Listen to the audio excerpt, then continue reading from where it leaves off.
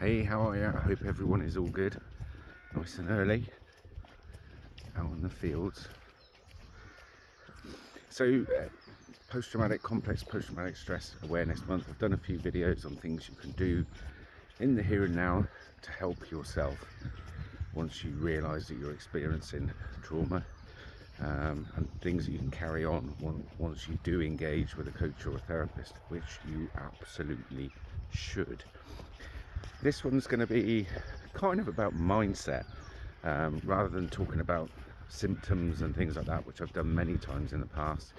Loads of information out there. It's the mindset, and what you need to do, yes, I'm telling you, is have the belief that you can beat this stuff, because you really can. I'm someone who's beaten it, and I move among many other people who've beaten it. We didn't want to get to a point of learning to cope or learning to manage it. We wanted to beat it. So things you can do to help facilitate that are: don't view it as a disorder. Yes, I know that is the medical diagnosis. Don't view it as a disorder. It is a known sets of normal responses to abnormal situations, whether it's post-traumatic or complex post-traumatic stress. Okay, yes, I use the hashtags. That's to hopefully maybe get a bit more leverage, as it were, because if I didn't, it's not getting out there. But view it as responses. Even view it as an injury, because areas of your brain physically change. The good news is they can be changed again. Okay, if they've changed once, they can change again. Remember, there was a point in your life where you were not experiencing the trauma symptoms. Okay, you are not your trauma. It's a mindset thing. It doesn't change how it's affecting you.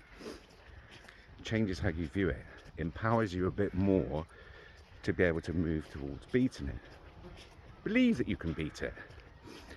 Understand it is not lifelong. As I say, there was a period in your life where you weren't experiencing it.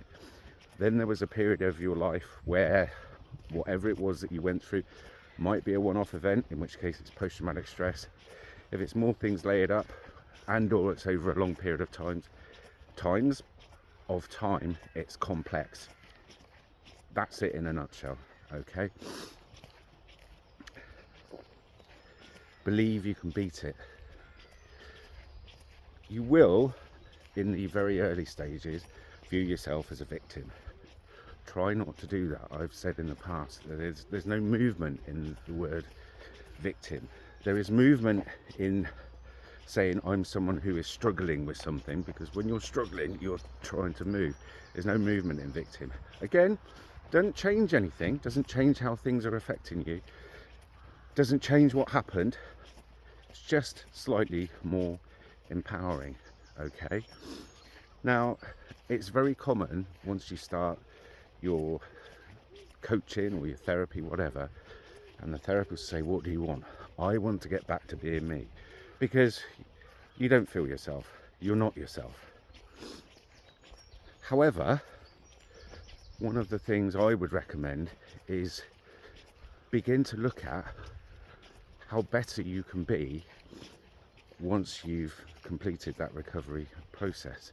So if you want to move back toward who you were before you developed the trauma, that's a very common goal.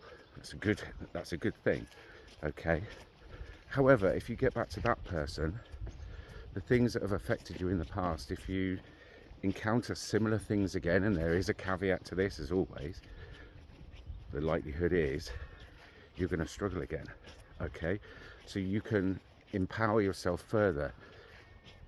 Most trauma recovery coaches will be empowering you to explore yourself, build stronger boundaries, have a better understanding of yourself, recognize when things are affecting you, and then put things in place so that they don't continue to affect you as much as they would have done in the past. Doesn't mean life is going to be peachy once you're recovered. Okay, life still happens, things happen, People lose jobs, relationships end, people die, other events happen. It's part of life. But you are much more better able to be able to deal with those things. And as I say, it doesn't mean they're going to be easy. And if you, not for ego stroking once again, look at the period of time I went through from October 24, Dad got sick, Dad died. 2 months later, a friend died. Less than 2 months after that, another friend died from suicide. So I had a lot of multi-layers of grief going on. A few months after that, a relationship that I was happy in ended out of the blue. That was it. So I knew I had all these levels of grief to go through. And whilst, yeah, it was traumatic, I didn't develop trauma from it. I knew I had to put work in to move through that. Okay, and there were bumps in the road in that. I just got myself back on my feet doing my painting stuff, then that stopped. So I tried going again, it didn't work. Then my van had to be scrapped. I went again. And what you do is you learn just to go again and go again and go again.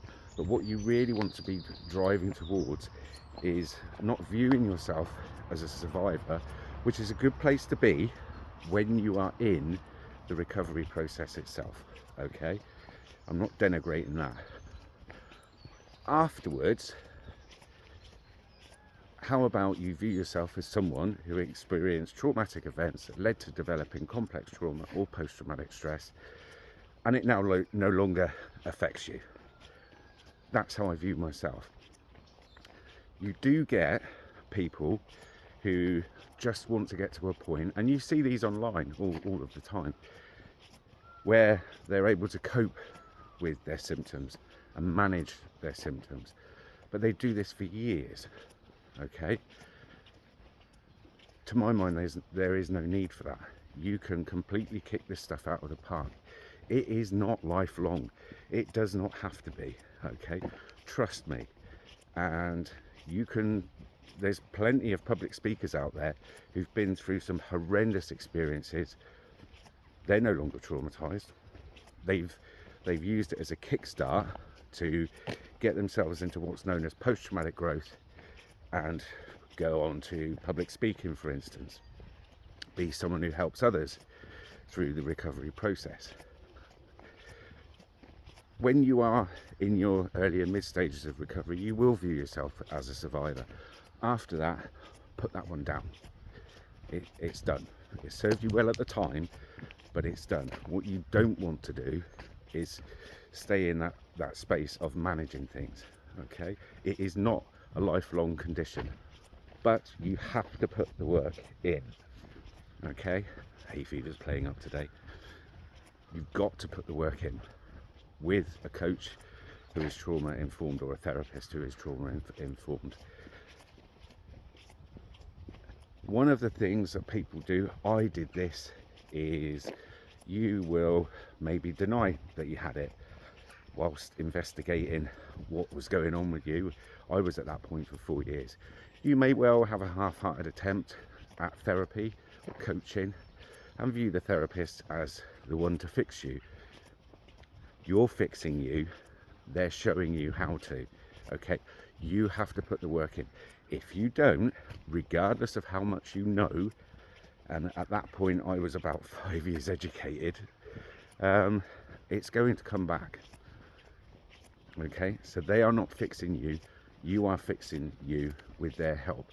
You have to put the work in with the things I mentioned in the other videos, doing the exercises that the coach has helped you with, doing stuff consistently, doing it daily. It's really, really important, or you're not going to get there.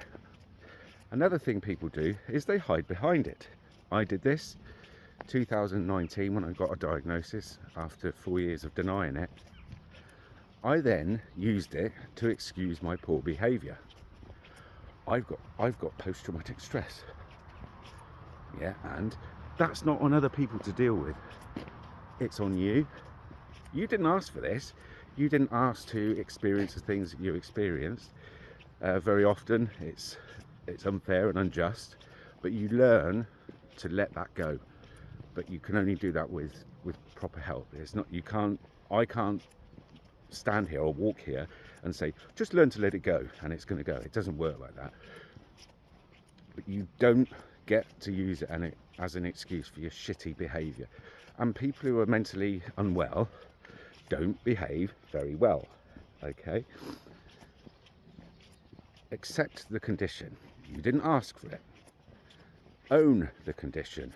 Commit to beating the condition. View it as not a disorder, okay? It's not lifelong.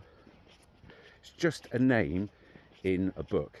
And the term post-traumatic stress disorder was coined in 1980 and went into the DSM-3, okay?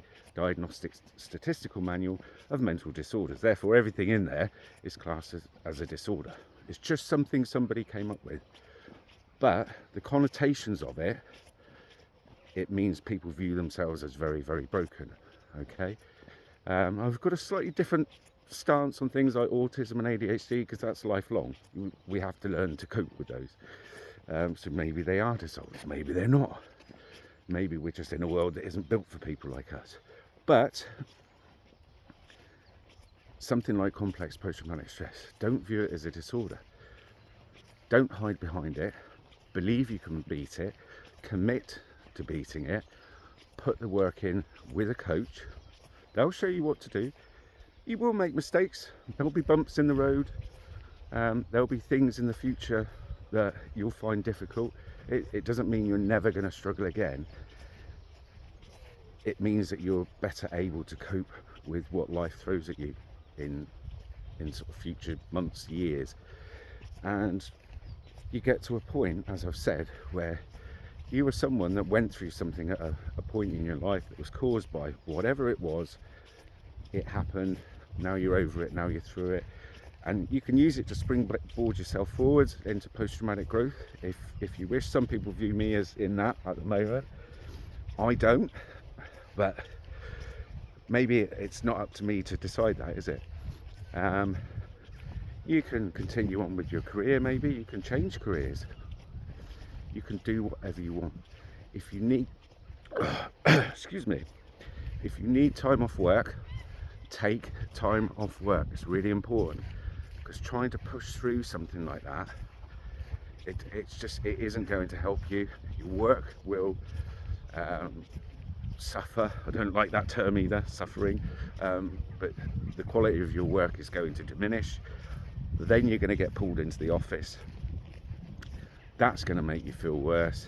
You may get put on performance management or whatever. If you need time away from work, take it.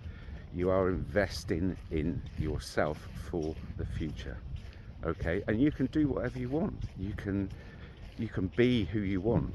And that's the wonderful thing about going through a coaching process or a therapy process.